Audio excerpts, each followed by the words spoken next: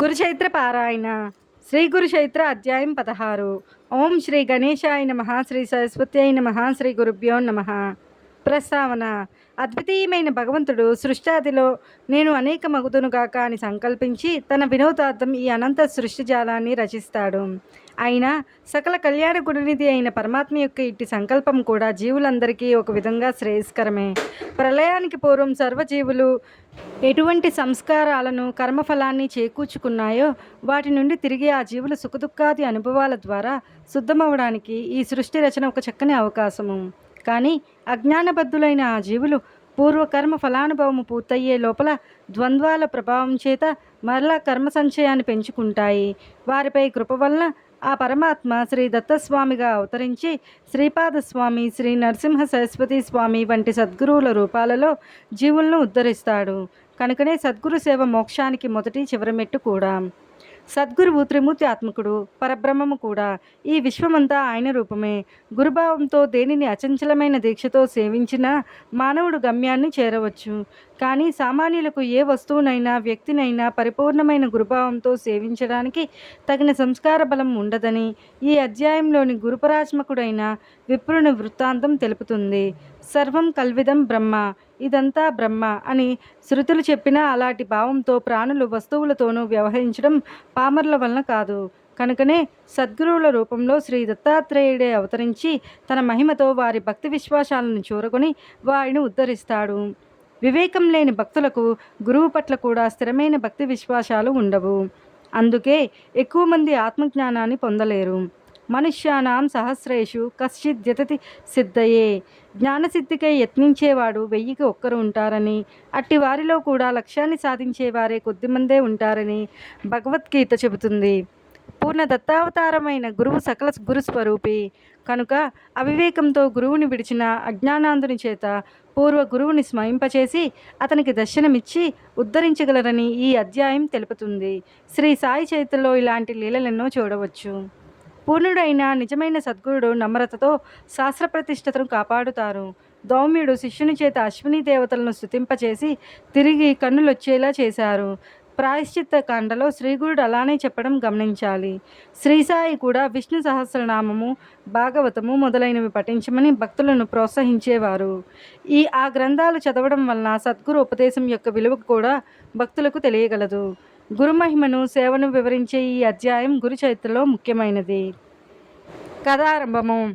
నామధారకుడు సిద్ధయోగికి నమస్కరించి, మహాత్మా, అప్పుడు శ్రీగురుని ఆజ్ఞను అనుసరించి తీర్థయాత్రలకు వెళ్ళిన శిష్యులు ఎవరు, అటుపై ఏమి జరిగింది అని అడిగాడు. సిద్ధయోగి ఇలా చెప్పారు: నామధారక, నీవు గురుభక్తుల్లో ఉత్తముడివి. ఇంతకాలము నన్ను గురుకథ చెప్పమని ఎవరూ కోరనందువల్ల నా మనస్సు నివురు గప్పినట్లయింది.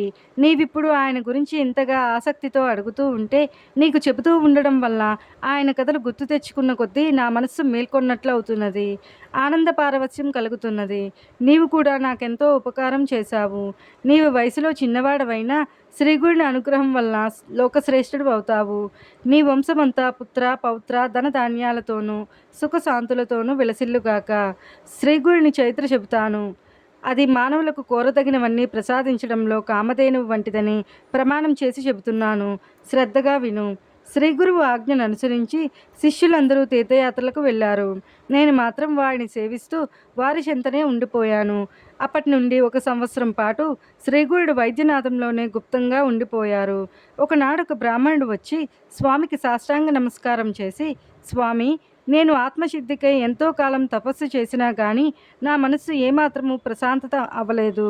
కానీ మీ దర్శనం చేతనే నాకెంతో ఆనందం కలుగుతున్నది. నా మనస్సు స్థిరమవ్వకపోవడానికి కారణమేమిటి? మీరు లోకాన్ని తరింపజేయడానికి అవతరించిన దైవస్వరూపులు. నన్ను అనుగ్రహించి నాకు తగిన ఉపదేశం చేయండి. మిమ్ములను శరణు వేడుతున్నాను అన్నాడు. శ్రీగురుడు నవ్వి, నాయనా, నీవు గురువును ఆశ్రయించుకున్నానే తపస్సు ఎలా చేశావు అని అడిగారు. అతడు కన్నీరు కారుస్తూ, స్వామి, మొదట నేను ఒక గురువును ఆశ్రయించి చాలా కాలం సేవించాను. కానీ ఆయన నా చేత అన్ని సేవలు చేయించుకుంటూ నన్నెప్పుడు తిడుతూ ఉండేవారే కానీ నాకేమీ నేర్పలేదు. ఎప్పటికప్పుడు నీకింకా బుద్ధి స్థిరం కాలేదు అని చెప్పి నాకు వేదము కానీ, శాస్త్రము కానీ, భాష్యము కానీ చెప్పలేదు. అందువలన ఒకసారి నేను ఆయన చెప్పిన సేవ చేయలేదు.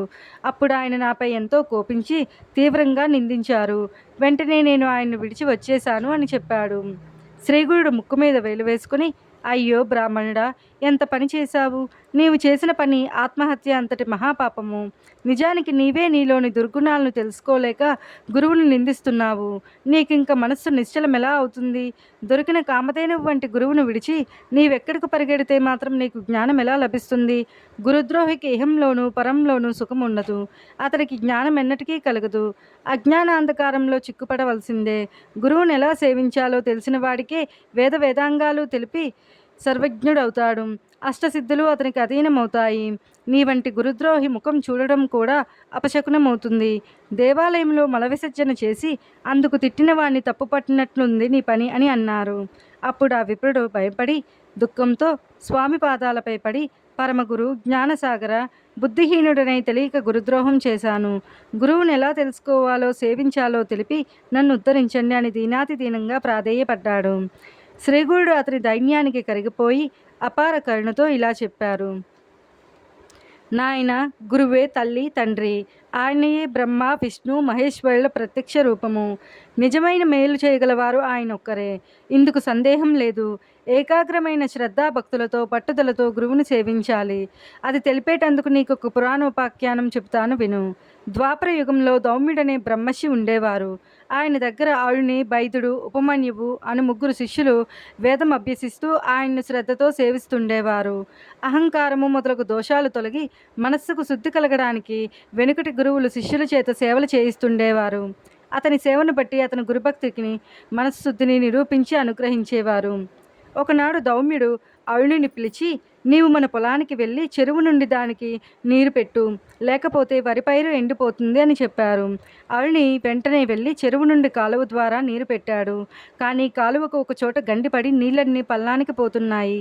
మట్టి రాళ్ళు ఎంత వేసినా కట్ట నిలవలేదు. అప్పుడు అతడు ప్రాణం పోయినా సరే గురువు చెప్పినది చేసి తీరాలన్న నిశ్చయంతో ఆ గండికి తాను అడ్డుపడుకొని గురువును ధ్యానిస్తున్నాడు. అప్పుడు ఆ నీరు అతని మీదుగా పొలానికి ప్రవహించింది. చీకటి పడినా కూడా అరుణి ఆశ్రమానికి రాకపోయేసరికి దౌమ్యుడు వచ్చి పొలం నిండుగా నీరు ఉండడం గమనించారు. కానీ శిష్యుడే కనిపించలేదు. అతడు ఏ పులిబారైనా పడ్డాడేమో అని అనుమానించి ఆయన శిష్యుని కోసం బిగ్గరగా అరిచారు. అరుణి సమాధానం ఇయ్యలేక కొంచెంగా శబ్దం చేశాడు. దానిని బట్టి దౌమ్యుల వారు వచ్చి శిష్యుని లేవనెత్తి కౌగలించుకుని సంపూర్ణంగా అనుగ్రహించారు. వెంటనే అతడు సర్వశాస్త్ర పారంగతుడైనాడు. అప్పుడు దౌమ్య మహర్షి, నాయన, నీవింటికి వెళ్ళి తగిన కన్యను వివాహమాడి స్వధర్మం ఆచరించు, కృతార్థుడు అవుతావు అని ఆదేశించారు. ఆవిడని గురువునకు నమస్కరించి ఇంటికి వెళ్ళి లోకపూజ్యుడు అయ్యాడు. మరొక రోజు దౌమ్యుడు తన రెండవ శిష్యుణ్ణి పిలిచి, నాయన, పైరు పంటకొచ్చింది. నీవు రోజు కావలి కాచి పైరు కోసి ధాన్యం ఇంటికి చేర్చు అని చెప్పారు. బైదుడు తనకు గురుసేవ లభించినందుకు సంతోషించి పైరునెంతో జాగ్రత్తగా సంరక్షించి పంట పక్వానికి వచ్చాక కోయించాడు. తరువాత ధాన్యం రాశిగా పోయించి ఆ సంగతి గురువుకు చెప్పాడు. ఆయన అతనికి ఒక బండి, ఒక దున్నపోతును ఇచ్చి ధాన్యం ఇంటికి చేర్చమని చెప్పారు. అతడు ఆ బండికాడికి ఒక పక్క ఆ దున్నపోతును కట్టి మరొక దున్నపోతు లేనందున రెండవ వైపు కాడిని తన భుజాన వేసుకుని ధాన్యం ఇంటికి తీసుకొస్తున్నాడు. దారిలో ఒక చోట బురదలో ఆ దున్నపోతు కూరుకుపోయింది. అప్పుడు బైదుడు దున్నపోతును విడిపించి తానొక్కడే బండిని బురదలో నుండి రాగడానికి ప్రయత్నించి ఆ శ్రమకు ఓర్వలేక స్పృహ తప్పి పడిపోయాడు. కొంతసేపటికి దౌమ్యుడు అక్కడికి వచ్చి చూచి అతని గురుసేవాదీక్షకు మెచ్చి అతని మెడ నుంచి కాడి తొలగించి అతనిని లేవదీసి కౌగలించుకొని అనుగ్రహించారు. వెంటనే వేదశాస్త్ర విజ్ఞానమంతా అతనిలో మేల్కొన్నది. గురువు అతనికి సెలవిచ్చి ఇంటికి పంపారు. కొద్ది కాలంలోనే అతడు కూడా అరుణి వలె లోకప్రసిద్ధుడయ్యాడు. ఇంకా ఉపమన్యువు మాత్రమే ఆ మహర్షిని సేవిస్తుండేవాడు. అతడు అతిగా భోజనం చేసేవాడు. ఆ మాంద్యం వల్ల విద్యాభ్యాసంలో అతని మనస్సు నిలిచేది కాదు. దౌమ్యుడు ఆలోచించి ఒకరోజు అతన్ని పిలిచి, నాయన, నీవు గోవులను అడవికి తోలుకొని పోయి మేపుకొని వస్తూ ఉండు అని చెప్పారు. ఉపమన్యువు గోవులను అడవికి తీసుకుని వెళ్ళాడు. కొంతసేపటికి అతడికి ఆకలి వేయసాగింది. వెంటనే అతడు ఆవులను ఇంటికి తోలుకు వచ్చాడు. దౌమ్యుడు అది చూచి, నీవు ప్రతిరోజు సూర్యాస్తమయం వరకు గోవులను మేపాలి అన్నారు. మరునాటి నుండి ఆవులు మేస్తుండగా బాగా ఆకలైనప్పుడు అతడు స్నానం చేసి సంధ్య వాచుకుని దగ్గరలో ఉన్న బ్రాహ్మణుల ఇండ్లలో భిక్ష తెచ్చుకుని భోజనం చేయసాగారు. అందువలన కొద్ది కాలానికి అతని శరీరానికి మంచి పుష్టి కలిగింది. అది గమనించిన ధౌమ్యుడు ఒక రోజున అతనిని అడిగి కారణం తెలుసుకుని, నన్ను విడిచి భోజనం చేస్తున్నావట్రా? నిత్యము నీవు చేసుకొచ్చిన భిక్ష నాకిచ్చి మరలా అడవికి పోయి ఆవులను మేపుకొని రావాలి అని ఆజ్ఞాపించారు. ఉపమన్యువు అలా చేస్తూ ఉండడం వల్ల ఆకలి అతన్ని ఎంతగానో బాధించింది. అతను తాను మొదట తెచ్చుకున్న భిక్షను గురువుకు అర్పించి రెండవసారి భిక్ష తెచ్చుకుని తినసాగారు. అందువలన అతడి శరీరం పుష్టిగా ఉండడం చూచి ధౌమ్యుడు కారణం అడిగి తెలుసుకుని ఆ రెండో భిక్షను కూడా తమకే ఇవ్వమని చెప్పారు. ఉపమన్యువు కొంచెమైనా బాధపడక అలానే చేసి ఆవుల దగ్గర దూడలు త్రాగగా మిగిలిన పాలు త్రాగి ఆకలి తీర్చుకోసాగాడు. అందువల్ల కొద్ది కాలంలోనే అతని శరీరం మరింత లావెక్కింది. ఒకరోజు ధౌమ్యుల వారు అందుకు కారణం అడిగి తెలుసుకుని, ఒరే, పశువుల ఎంగిలి పాలు త్రాగితే పశువు వలె నీవు కూడా బుద్ధిహీనుడు అవుతావు కనుక త్రాగవద్దు అని నిషేధించారు. ఆ మరునాడు ఆకలి వేస్తుంటే జిల్లేడు పాలు ఎంగిలివి కావని తలచి వాటిని ఒక దొప్పలో పడుతూ ఉండగా ఆ పాలు అతని కళ్ళల్లో చింది అతని కళ్ళు రెండూ కనిపించలేదు. తరువాత అతడు గోవులను వెతుక్కుంటూ పోతూ ఒక బావిలో పడిపోయాడు. సూర్యాస్తయమైన శిష్యుడు ఇంటికి రాకపోయేసరికి అతన్ని వెతుకుతూ ధౌమ్యుల వారు అడవికి వెళ్ళారు. ఆయన కేక విని ఉపమన్యువు బావిలో నుండే సమాధానం ఇచ్చాడు. ఆ మహర్షి బావి వద్దకు వెళ్ళి అతని దుస్థితి తెలుసుకుని అశ్విని దేవతలను ప్రార్థించమని చెప్పారు. ఉపమన్యువు అలా చేయగానే అతనికి దృష్టి వచ్చింది. వెంటనే అతడు బావి నుండి బయటకు వచ్చి గురువుకు నమస్కరించాడు. ధౌమ్యుడు అతని గురుభక్తికి మెచ్చి అతని తలపై చేయి పెట్టి, నాయన, నీ కీర్తి 4 దిక్కులా వ్యాపిస్తుంది. నీ శిష్యులు కూడా నీ అంతటి వారవుతారు.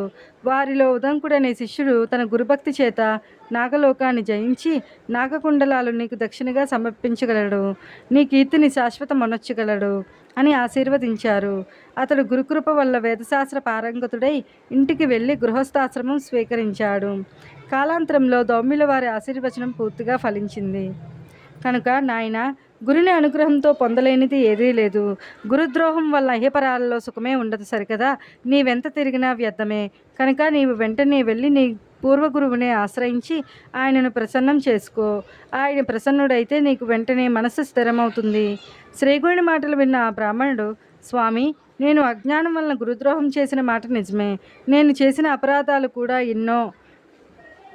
విరిగిన నా గురువు మనస్సు అతకడం సాధ్యం కాదు. ఇక నేను బ్రతికి ప్రయోజనమేమి? నా పాపానికి పరిహారంగా నా ప్రాణాలు విడుస్తాను అని తీవ్రమైన పరితాపంతో ఆత్మహత్యకు సంసిద్ధుడయ్యాడు. అప్పుడు శ్రీగురుని మనస్సు కరిగి, నాయనా, తీవ్రమైన పరితాపం వల్ల నీ దోషం నశించి వైరాగ్యం కలిగింది. ఇప్పుడు నీ గురువును మనసారా స్మరించు అని చెప్పి అతన్ని ఆశీర్వదించారు.